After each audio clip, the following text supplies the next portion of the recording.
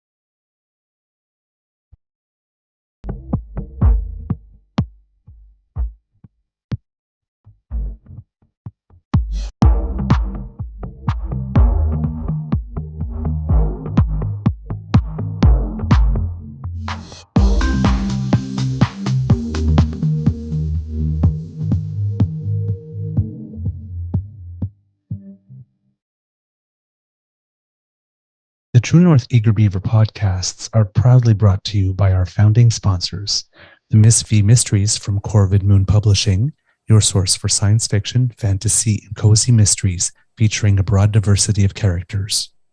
CanadianTarot.com, your uniquely Canadian online eclectic tarot community and forum, and the Peppermaster, hot pepper sauces made from fresh farm ingredients to thrill your taste buds and expand your mind.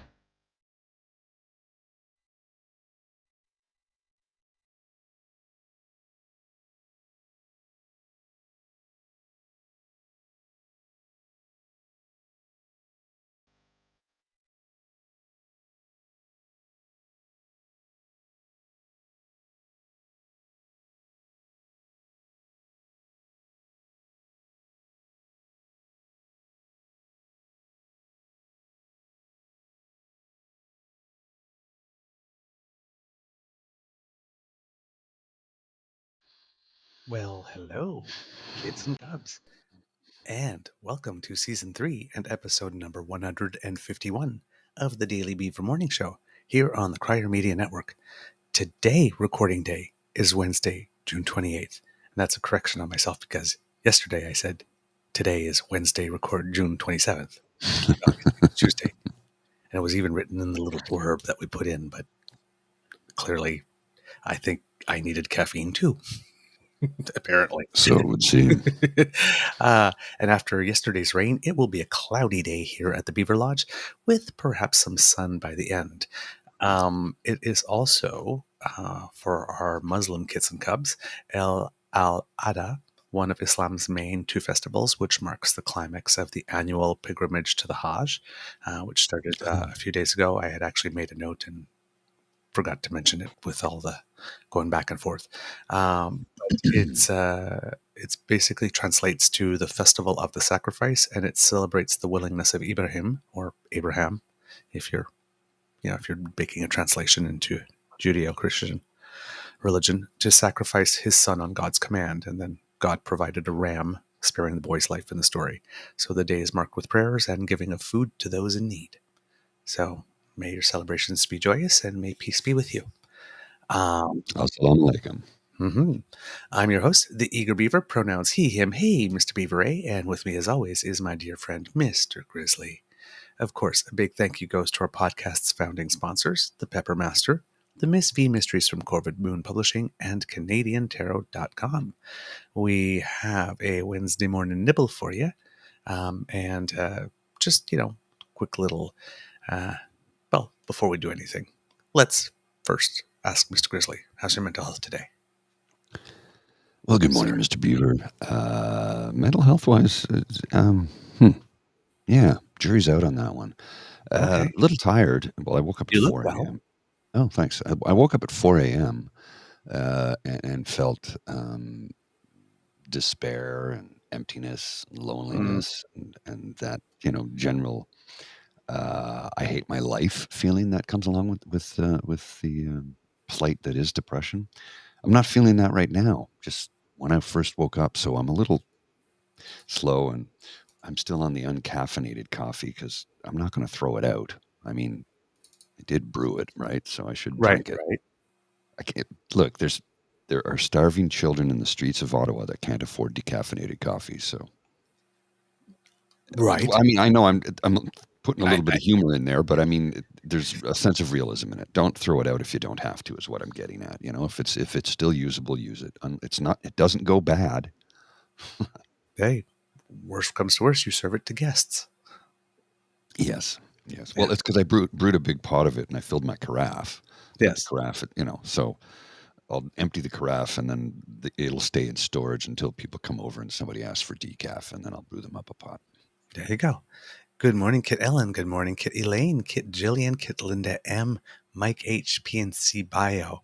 It's lovely to see you. Yes, Kit the Daily Beaver, Kit Jen, Kit Tabby G, Kit Donna Monroe. A luta continua. Absolutely. What does that mean? A luta The continua? struggle continues. Oh, the struggle continues. I was thinking, well, luta, I'm thinking luchador, wrestling. Yeah, lutte. Thought it Well, was the that's, wrestle. yeah. Wrestling's called lutte in French. Yes, okay. So I was thinking the wrestle continues. Yeah. The struggle, the wrestle. Yeah, you got it. Okay, all right. So I was Yeah. on the right track. I was just doing a literal translation, right? Yeah. Which is PNC and Bio says triple up, it'll be a real cup. okay. I'll give that a go. Yeah, but it's like if you're drinking coffee 3-1 to get the real caffeine, you're going to be spending a lot of time in the bathroom. Yes, because you know, coffee is both a diuretic and a laxative. Yes. So Yes, there you go. It's there. why do you need a coffee enema? Just drink it, man. It'll come out. The True North Eager Beaver, where you come for your science as well as nutritional information, because we're the authorities. Before we start today, Mr. Grizzly, I did something yesterday. Good or bad? Something good. Oh, yeah. I saw that, and We talked about this movie on the show. You brought it to my attention. I didn't even know it was being made. I really want to see this. It's I couldn't find it in Ottawa. Apparently, it's coming to the Mayfair. Okay, that would make sense. Yeah, that would make sense. I went to see Bones of Crows. It's actually been playing for 3 weeks at our equivalent of the Mayfair. Oh, It's been here for 3 weeks. I think today might be the last showing, according to the calendar. Anyway, they haven't issued next week's calendar, but they say it's been well attended. good. Yeah, That it's going to leave movie, you with all the emotions, right? I was very shook. I broke out in tears probably about 3 different times in the movie. Not at the parts, sometimes not in the ways I thought I would. I knew there was going to be a scene of separation because I saw it when when I watched a little bit of Pour Toi Flora. That's what we've done. And I knew that was going to be rough. And, because I was a foster kid and I have been taken away.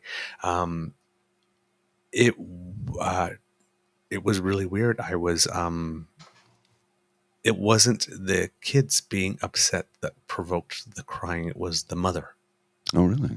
I couldn't stop thinking of what my mom must have been feeling like when, yeah. I knew what I felt like. But to see it, oh boy. Yeah. So I watched it. It is a fantastic movie in its own right. Okay, without the subject matter, without great writing, fantastic acting, incredible cinematography. They go through time. They literally go through time. There's different venues. We're at the different venues. It's a parallel story of 2 sisters and how one for whom ultimately things work out and one for whom it doesn't. But it's way, way more. It's going to leave you with all the emotional baggage that you carried into the theater. You're going to leave in the theater, basically. From that's the feeling I get anyway. Yeah. When the movie was over, I couldn't get up out of my seat. Oh, there's some people when the credits were rolling were able to get up and start making, and I couldn't. Needed a moment, did you? I was vibrating literally vibrating, shaking. And I guess there's a couple of people in the theater who heard me cry, and there was this lovely, when you say Gen Z is all right, Mm-hmm. Yeah. this lovely, lovely young couple. Mm-hmm. And they were speaking in sign language a lot Okay. as well. And when it was over, they were talking to each other. And at one point, she just turned around and looked at me and she says, "Do you want a hug?" I was like, I actually think I do, actually. And that has never happened to me before. Just a stranger. Clearly, to go see a movie and be that shook that someone would do. And we talked a little bit, Mm-hmm. and I was still vibrating, and then the lady came in to clean the theater and says, "You can stay and sit here for a while. You wouldn't be the first." Oh, wow. And I said, no, I'm okay. And I made it downstairs, and then there was a bench in front of the movie theater, and I just sat there, and I think I was there for about 35 minutes before I was okay to get up and get on my bike and Wow. come home. I was shook to my core. Good to know. As far as I'm concerned, this should win all the awards. All the awards. I didn't know there are two Quebec actors in there as well, Rémi Girard and Karine Vanasse. Oh, I love Karine Vanasse. Yeah. I've chatted with her a number of times on the Twitter. Lovely actor, lovely person, incredibly talented performer. Yeah. And Rémi Girard, if you've seen Decline of the American Empire, The Barbarian Invasions, and there's the third one in the series, I can't remember now off the top of my head. But I had very rarely ever seen him act in English. Mm. And Yeah, what the it's pretty interesting rare part is that Rémi Girard essentially played this same role in Pourtois Fleurat. Okay. The black robe priest, right? Mm-hmm.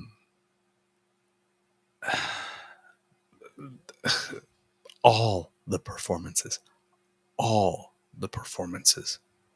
fantastic. So it should clean up at the Canadian Screen Awards then. It should, and I'm really hoping. Now, I know once this gets stateside and whatnot, the connection and the story doesn't quite resonate with as many people. Yeah, but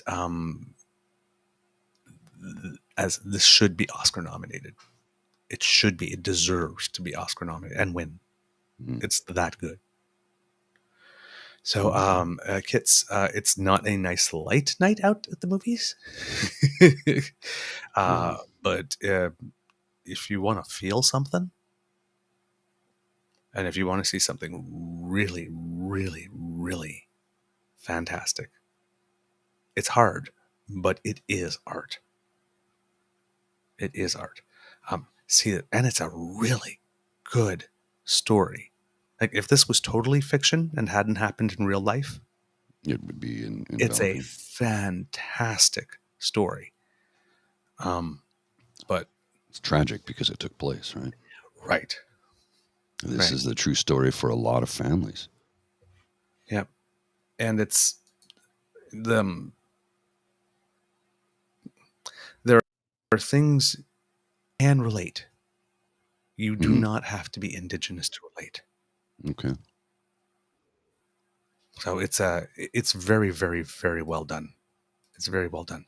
All right.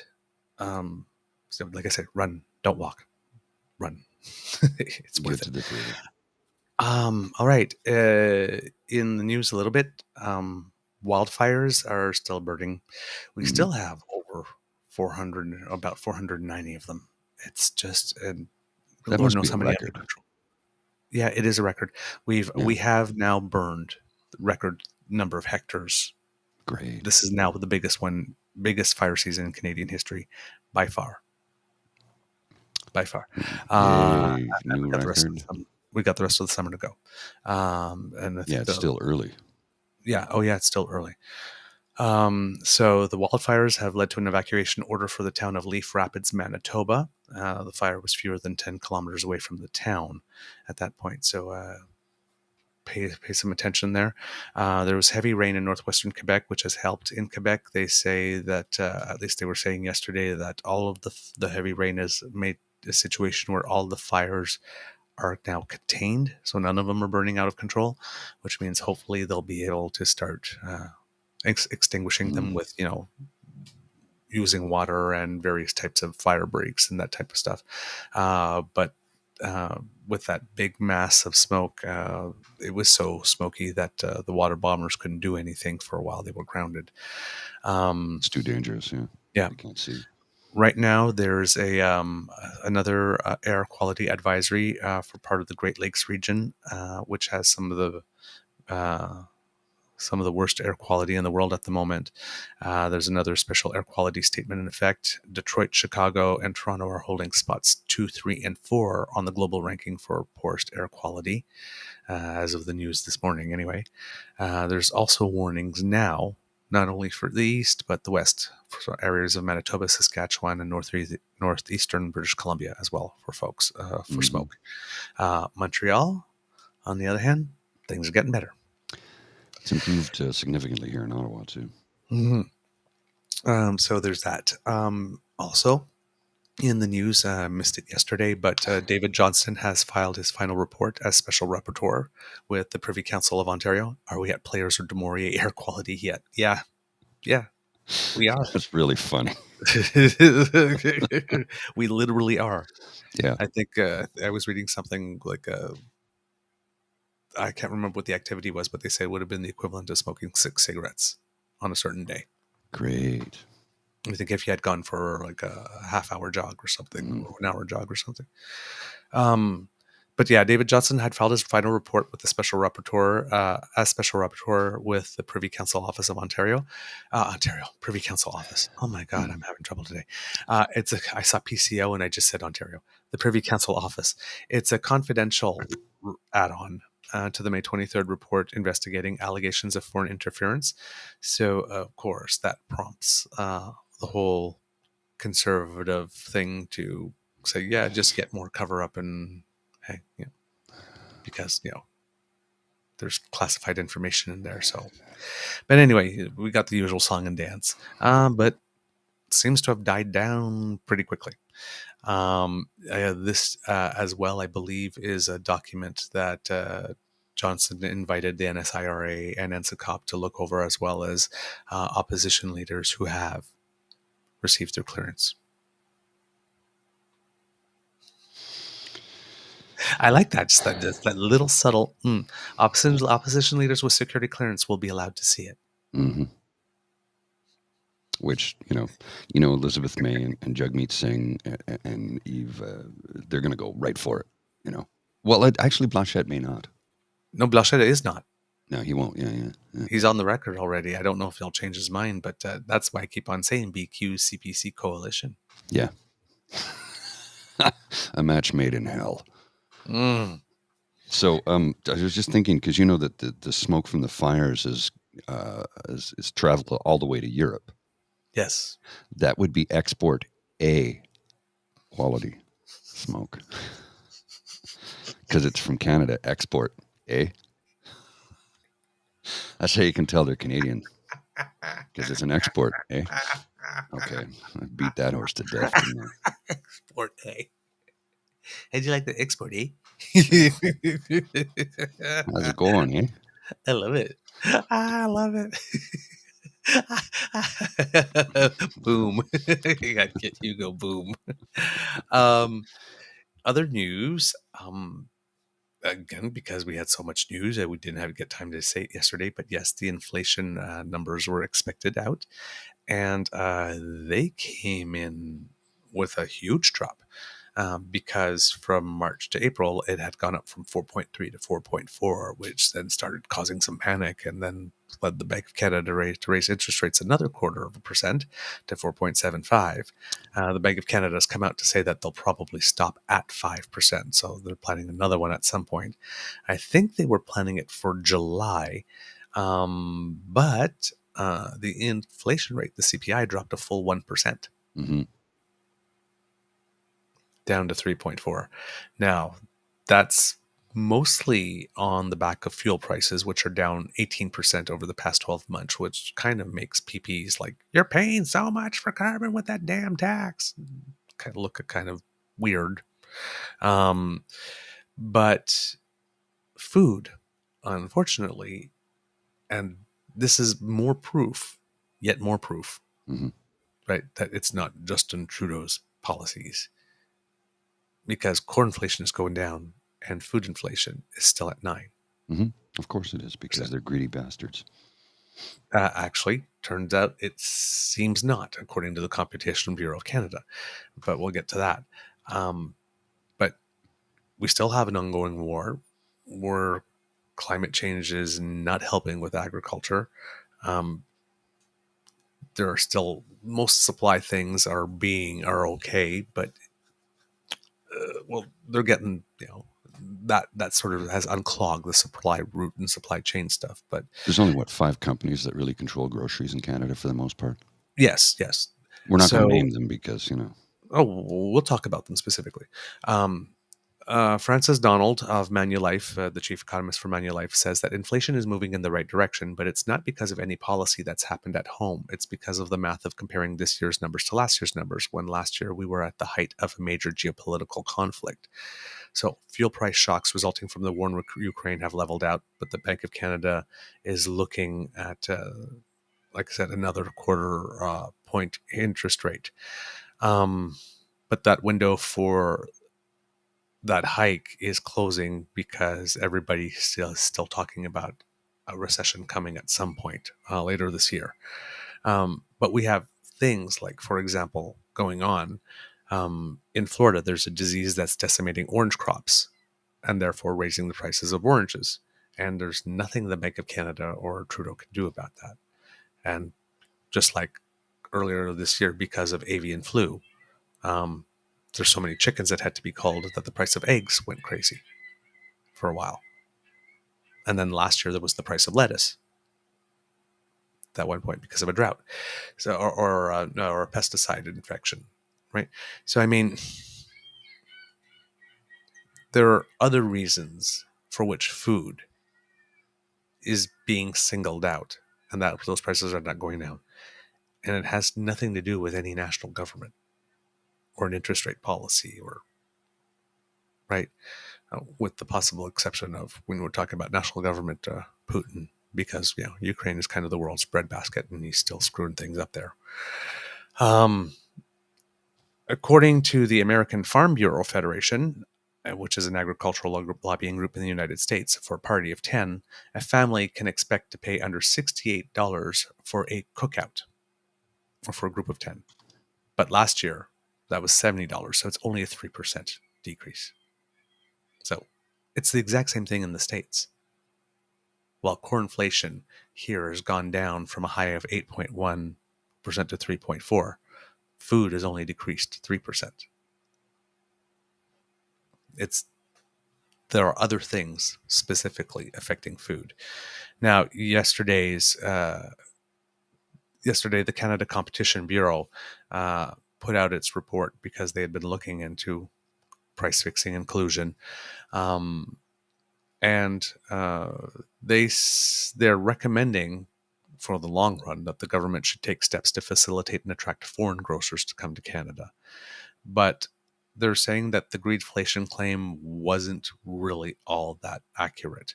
Overall grocery store profit margins have increased only modestly over the last 5 years, and but they do say that the sector is too concentrated with, like you said, just 5 companies dotting the landscape, because even though we have lots of name of stores, they're all in the same company. So, for example, Loblaws has Fortinos and TNT.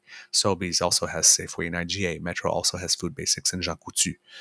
So, it seems that, and when they were talking about it earlier on, I was kind of trying to do the math in my head. If like all these costs have gone up X%, and then grocery stores say that their profits have gone up 10%, well,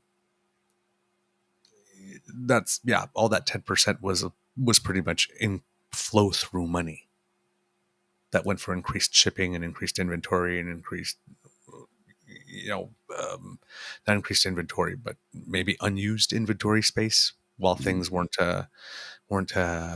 flowing so well, and fuel spikes, and when something would happen, something would shut down, and then the price of something would spike very quickly. So it seems that whatever was being passed on was just flow through for the most part. It seems and in the previous reports where they said where the grocery stores were making most of their profit were on selling non-grocery items. So when you go to Right. those big Loblaws and you see that Grow Fresh section there, or stuff like that, or they have a pharmacy in there with it, or things like that. Furniture section, a houseware section, a household Yeah. item section, the pharmacy that sells all brand of toiletries, et Yeah. cetera, et cetera. So it seems that that's where the most of it came from. It's cold comfort because we've, while that's going on, we still had like the bread price fixing thing. Mm-hmm. Another thing came down on that too, right? Lately, and a further decision. So it's we're going to have to do something at some point, because he was saying food is crazy and it's getting worse. We need collaborative solutions. That's absolutely. I read an article the other day written in the province of Newfoundland and Labrador about how they say food banks are a total failure of society. They don't help nearly enough people, and what we need to do is give people money instead. Yeah. UBI. Yep. UBI. Period. It's way less expensive. Way less expensive. Well, yeah, it's less administration, less just give people money and let them make their own decisions. And again, we're a free society. You're allowed to make bad decisions with your money. And the money, where does the money come back to? The economy. You give people money to live, they're going to spend it on living. They're not hoarding it like rich people do. Mm-hmm.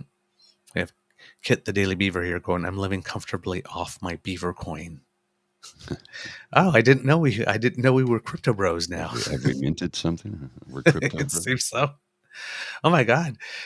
If the kids had their way, it's like we'd be politicians, we'd have Beaver coin, it would just be a Beaver world. Don't know that would be a bad thing. Maybe not. I don't know. I think maybe the power would go to my head.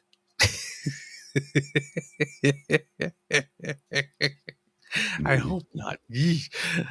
That would be terrible for the brand. I had someone call me out because I have pronouns in my Twitter bio. I'm like, oh yes, a no name, no face individual is picking on me because I have Twitter. I have a pronoun in my bio. Yes, a coward is trying to pick a fight with me. Yeah. So, I just laugh because it's so pathetic. I know. They've got nothing. I know. It's they're like I said, I just keep on seeing them go, and it's like I just think like this is your life. Mm-hmm. And then I feel sorry for them, and then I move on and I enjoy my best life. Exactly. Right. Blaine Higgs, we've been talking on the show about a cabinet shuffle. Mm-hmm. Turns out the Premier of New Brunswick needed one before the Prime Minister did. Oopsie. Well, I guess that's what happens when suddenly you get a majority and you become drunk on your own power, and then you think that you have all the answers, and you think it's your job. This is the irony. You think it's your job to be raising children for the parents when they keep on accusing the other side. Right? It's like, oh my God. Like, we had this quote from him the other day that was like, I'm getting these talks with parents and, I have to fight. He said, it's not personal. I want you to know that this stuff is not personal, but I keep on thinking of my granddaughter like this and what she's learning in school and how her parents, which would be either my daughter, one of whom is either my daughter or my son, Mhm. don't know what's going on in the schools. You're the premier. Wouldn't they just ask you? Yeah. But it's not personal. No, never. It's not his personal view, Mm. but he thinks about his grand. It's not personal, but you're using a personal example. Of And then course. you're in this personal example. One of the parents doesn't know what's going on in the schools. And you're the premier. Can we And please one of the stop parents is your electing child. dumb people? Please? Like, He's literally, so he's at this point. He's so hoisted so high on this petard. mhm. He could go, it's not personal, as it is very, very clearly personal because he's leading the charge and everyone's saying, don't do this. And go, well, apparently Big Daddy Blaine knows better. Of course he does. And we have like this is the party apparently not of like get government out of your life and give you back control of your life. And so this guy thinks it is his job as premier to make it the state's job to tell parents personal information about their children. But that personal information about their children belongs to him and the state to do with whatever they will, to disseminate to it. But they're small government, and they want to give you back control of your life. And Skippy went out and defended that yesterday and said the prime minister should stay out of this. Okay, stay out of this, but get into that. Take care of this, but ignore that. Again, flip-flop boy. He just never, Terrible ever. flip-flop boy. Oh, it's brutal. This is brutal. He's such a little shit, Gibbon. Like, the man is not fit to lead a one-car parade. He isn't. He's not. He has no leadership abilities. All he does is rage farm. He hates you. He hates this country. All he wants is money and power. Nothing more. I will say that till the cows come home. And guess what? I don't even see them in the field. That's how far away they are. So I'll be saying that for a long time because he just wants money and power. He hates this country and he hates most of the people who live in it. Yeah. Unless you're a wealthy donor, he doesn't care about you at all. And then you got this twit,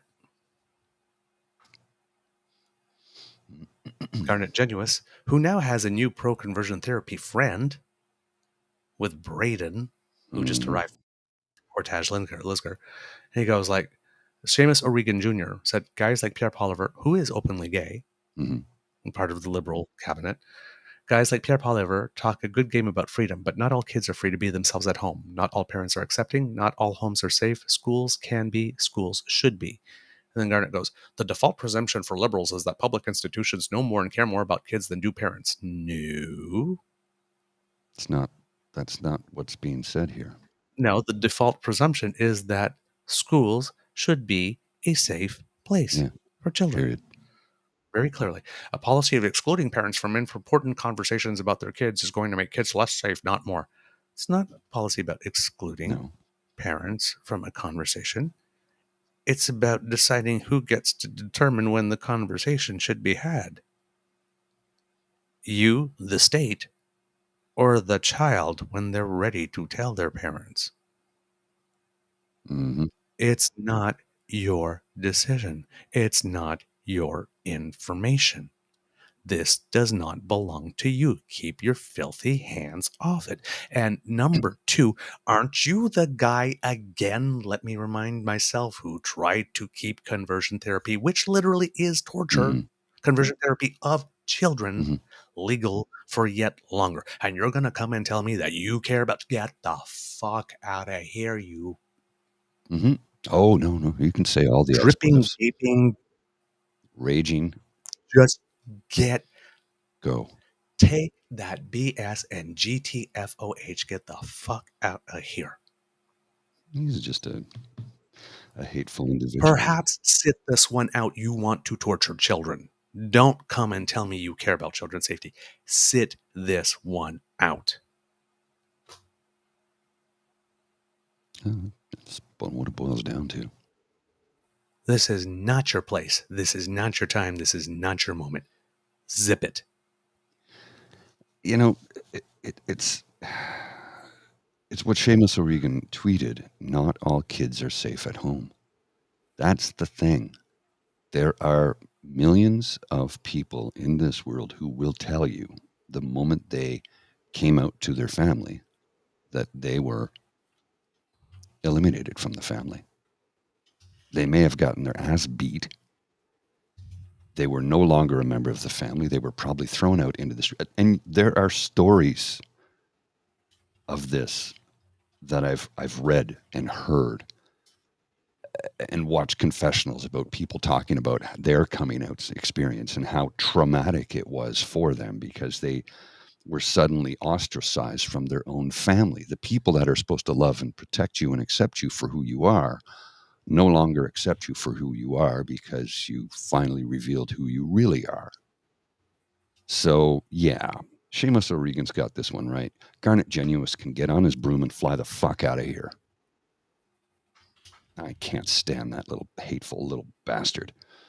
And that's what he is. He's a hateful little bastard. And apologies to his mother.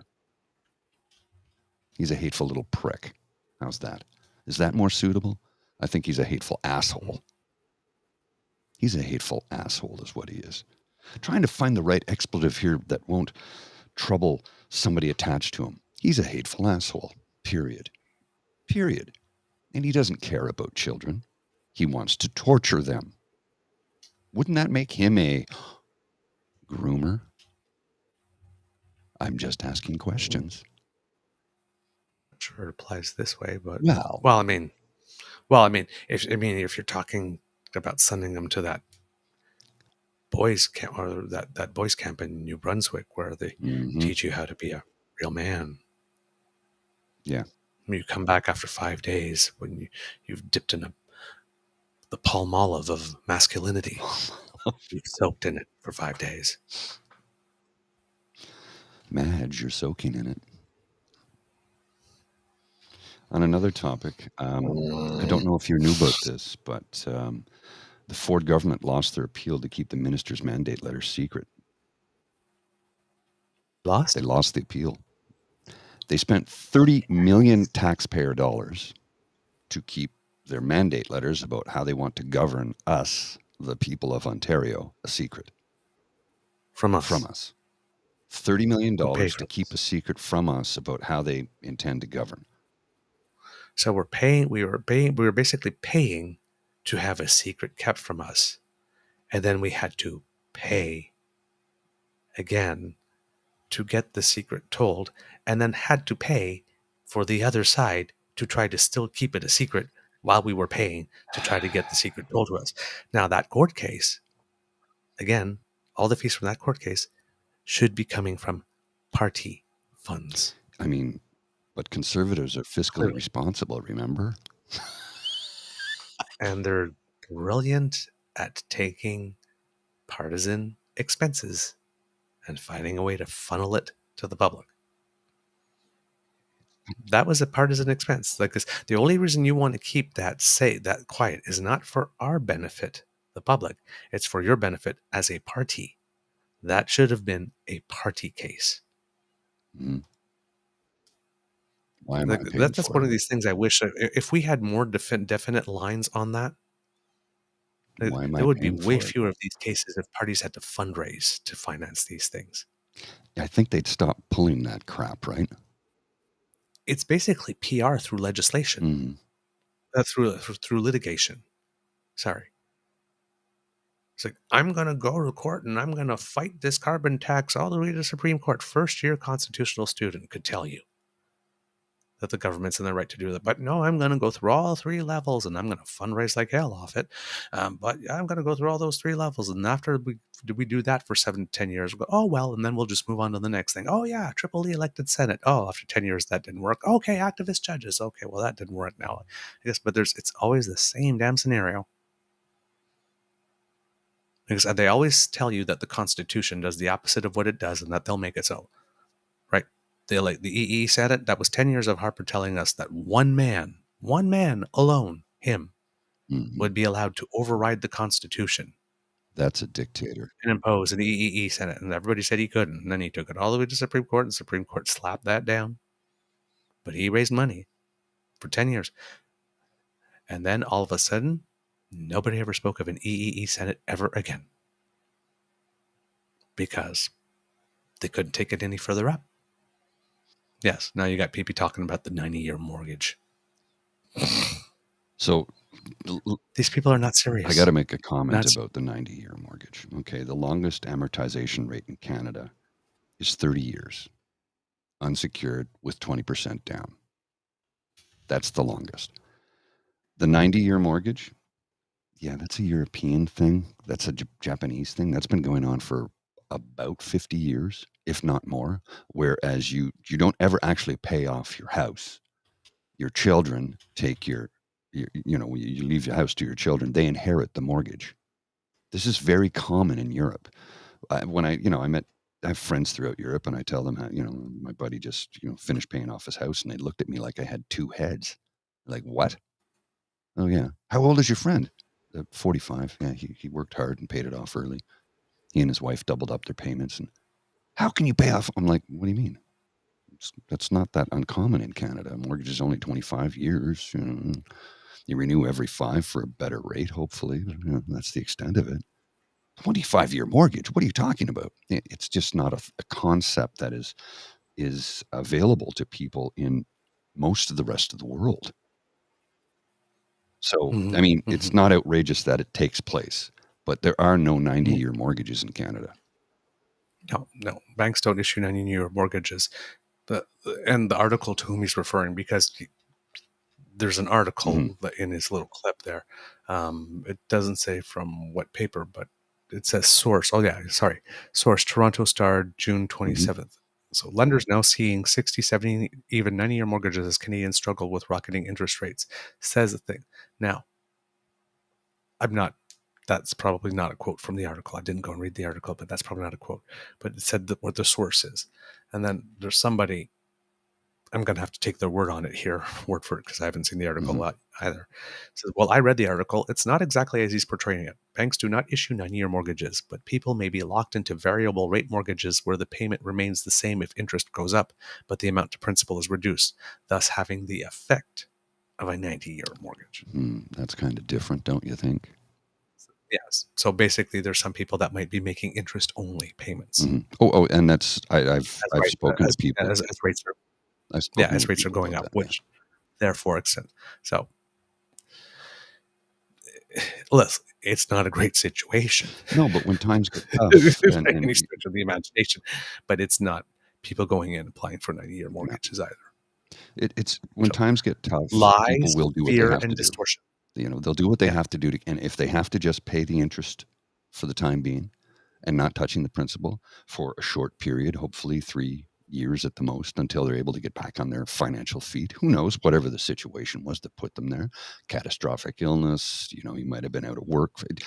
There's a million different reasons as to why somebody would do that. And look, don't judge them. They're doing their best to keep their head above water. So if they're able to hang on to their house and all they can do is pay the interest on the mortgage, that sucks for them, and it's going to extend their term.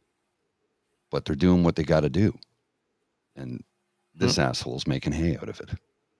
Yeah. Again, more political fentanyl. Yeah. Right into the veins. Lies, fears, and distortion. There you go, Jenwell. No nuance, twisted details, panic mongering. Yeah. Or fear congering. Fear congering. Yeah. That's all they got. That's it. That's all they got. That's all they got. Ah, man. They're exhausting. Mr. Grizzly, how are we doing on time? We got a couple minutes. Got a couple minutes left. Okie dokie. So yes, we have Blaine Higgs that shuffled his cabinet, like we mentioned, because of the his whole policy 713 thing, getting very arrogant, and he lost Dorothy Shepherd and then Trevor Holder. So he's had to replace them. He still thinks that he is going to win this thing ultimately, but it just seems that there are so many people that are just tired of him being arrogant and ruling it like it's his own little toy. So I'm not going to break out the cabbage just yet, but you might want to go and buy one. So you can have it ready to like put that little display. I did say he wouldn't last until September, and I could very well be proven right about that. Yeah. Well, now we're talking about Skippy and Blaine now. Yeah. Oh, yeah. I think they're both on their way out. Skippy, I'm not sure. He's a little more clever than your average bear. He's a deceitful, conniving little shit yeah. given. Yeah, but I mean, this is what he does, right? Mm.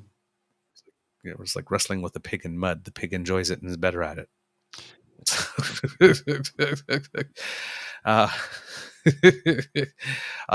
There's been a flip-flop in Ontario.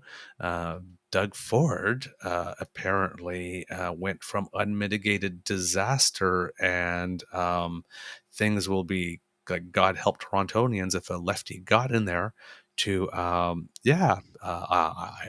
people expect us to work together and that's what I'm going to do. And Olivia Chow was like, meanwhile, the whole time said, "Yeah, I can work. Yeah, I can work with Doug Ford." Sure. It's like we both love the city, so I'm sure there's common ground. Oh, and I think that's a true statement. They both love the city. Yeah.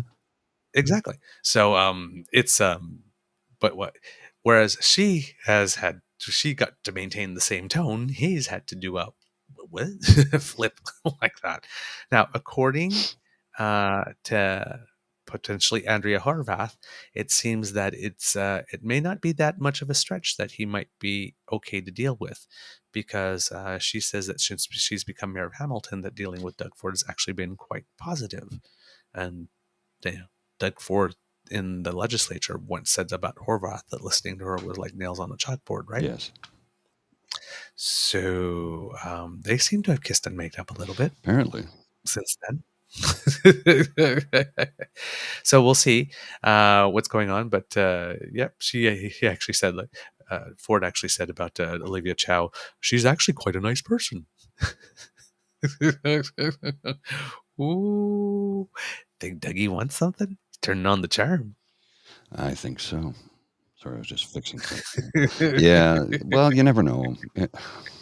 Man, that's so much fun. I love this.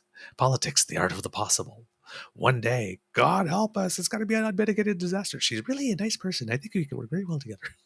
An article in the Toronto Star just posted 2 minutes ago. Canada is ill prepared for disruption in oil and gas sector as global demand is dropping and it's projected to drop. Demand for fossil fuels is projected to fall as nations work towards a carbon neutral economy by 2050. Do you realize that big oil in Alberta laid off 13,000 workers this year?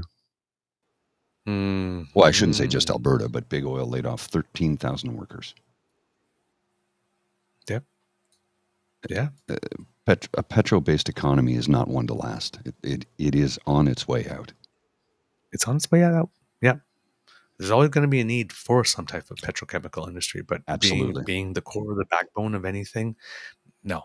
Like plastics aren't going away anytime soon, and they're all oil-based, petroleum-based products, right? And you go to a hospital, and there's so much petroleum-based product in the average hospital, it's beyond belief.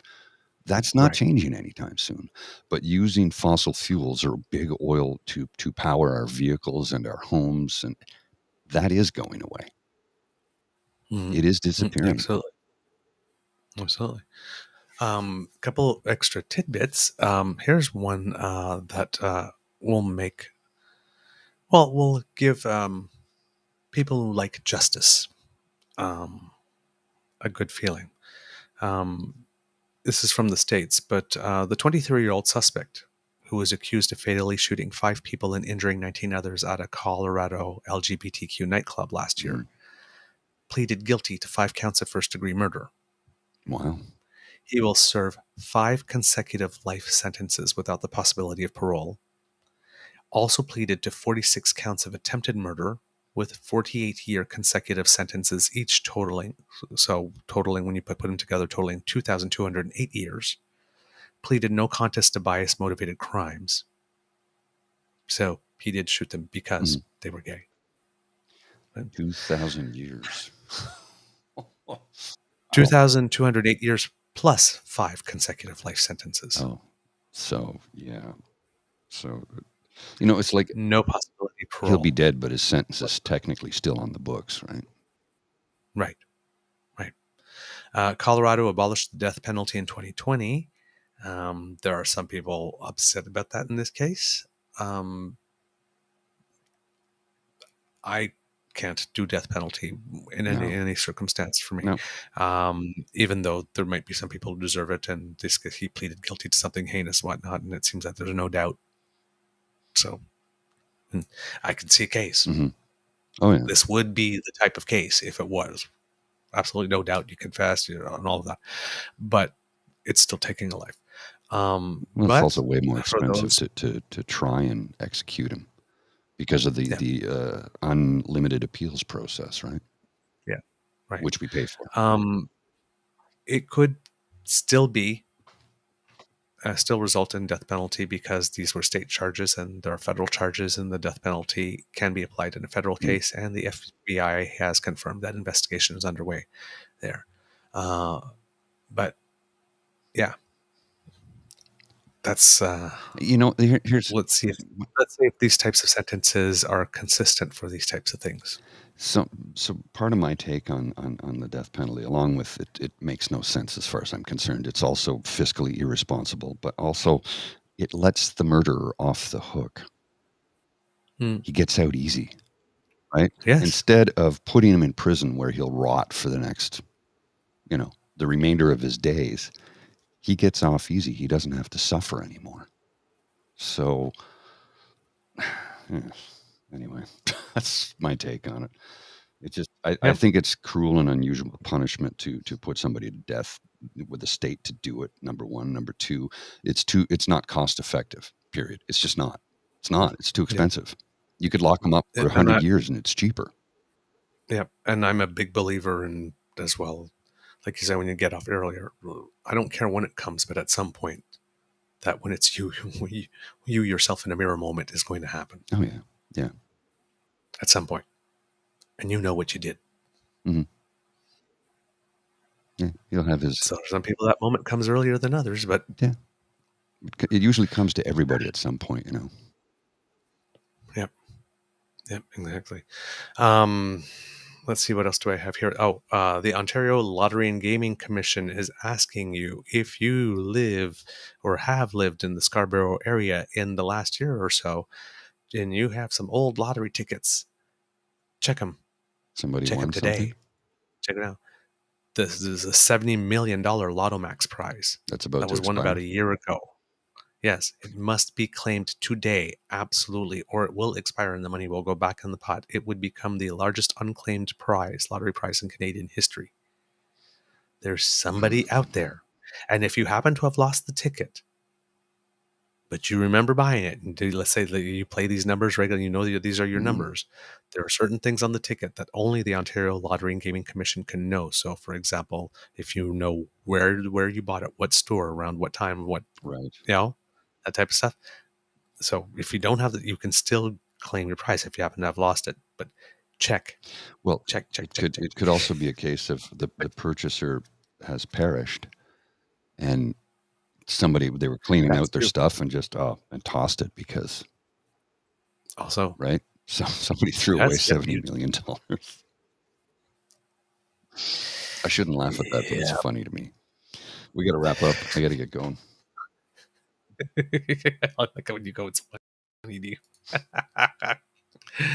That's the end of this episode of Daily Beaver Morning Show. We hope that you love listening to us because we love making this for you. Remember that sharing is caring, word of mouth is priceless, so let your peeps and poops know about us. And because democracy is something that you do, if you can take a moment to donate to the Red Cross to help our brothers and sisters who are being devastated by fires, that would be the right neighborly thing to do. Mm-hmm. So, good on you. If you really like this podcast, you can find us on the Crier Media Network as well as all Beaver Grizzly friendly platforms. Stars and reviews are appreciated. Thank you so much. Oh, great show, lads. Thank you, Kid Ellen. Thanks. That's such a sweet comment. We love to hear from you, so please reach us on our Facebook at True North Eager Beaver, our Twitter feed at True Eager, or by email via truenortheagerbeaver@gmail.com. And you could subscribe to us via our pod page, podpage.com/the True North Eager Beaver, lowercase letters, all in one word. And that's that little squiggly down at right down beneath my microphone and my chin. There you go. Why not also subscribe to our True North Eager Beaver Media Incorporated YouTube channel? That helps us out big time. So when you smash those buttons, as Kit Elaine says, there you go, right on cue. Thank you so much. If you smash both the like and the subscribe buttons, particularly the subscribe button, that really, really helps us out. We can't do this without your kind and generous support. So if you feel that we've done a particularly good show, that little squiggly right by Mr. Grizzly's head underneath the timer that shows that we are indeed live is where, if you scan that, that will bring you to our emergency hydration fund page, where things like coffee and Caesars and Guinness and sometimes Farm Boy gluten-free ice cream chocolate chip cookies are chocolate cook ice cream sandwiches are purchased to help us produce this for you. I mean, we could pay our internet fees, but I'm kidding. So if you're watching, you can scan that little squiggly, and if you're listening, you go to our coffee page, ko-fi.com/eagerbeaver, all in one word, lowercase letters, and make your donation. Yes, rainbow wine, Miss Sadeka. Yes, we also buy rainbow wine. All right, from the Beaver Lodge, this is your Eager Beaver saying, until next time, dear kids, it could be a tough world out there, so please be kind to and gentle with yourself. And by the way, if all you kids have been sending me good vibes for tennis, it worked. I finally won my first match of the season and beat the guy. Nice. Beat a guy I've been playing for 4 years. So we played the rematch like this. I lost 8-6 that first day, but we ended at 4-4. And he said, you know what? You deserve it. So boom. Yes. Not a fluke. Mr. Grizzly, do you have some words of wisdom before you go? Try and be kind. Try and be kind. Some days it's difficult. I understand that. I'm having a difficult day with my kindness today, but I'll do my best to do it because life is short and it's better to be happy and joyful than it is to be angry. After considering all the alternatives, I've decided on optimism and happiness. Just seemed the best course. All right, Mr. Grizzly, roll them credits.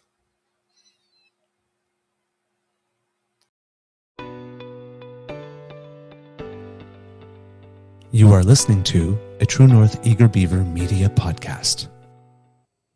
The True North Eager Beaver podcasts are proudly brought to you by our founding sponsors, the Miss V Mysteries from Corvid Moon Publishing, your source for science fiction, fantasy, and cozy mysteries featuring a broad diversity of characters. CanadianTarot.com, your uniquely Canadian online eclectic tarot community and forum, and The Pepper Master, hot pepper sauces made from fresh farm ingredients to thrill your taste buds and expand your mind.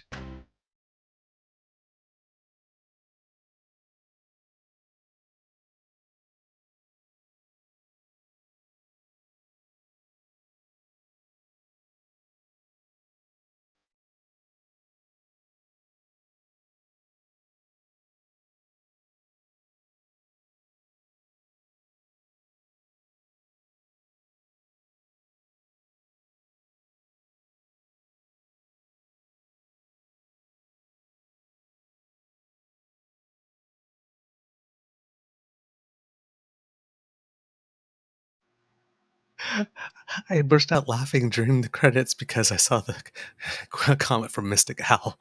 Nobody beats Douglas 18 times in a row. I love it. Okay, kids, another programming note for our Canada Day episode, so come for that. Now, I know I've promised 3 times over the last 2 weeks that I'm going to be appearing on Dean's show. It is today. And we have this Jimmy Kimmel, Matt Damon dance going on. I keep on getting bumped. So I'm told it is going to be today, but I'm not going to promise it because fourth time's a charm. But apparently today it's going to happen. So fingers crossed that it actually does. All right. Have a great day. See ya.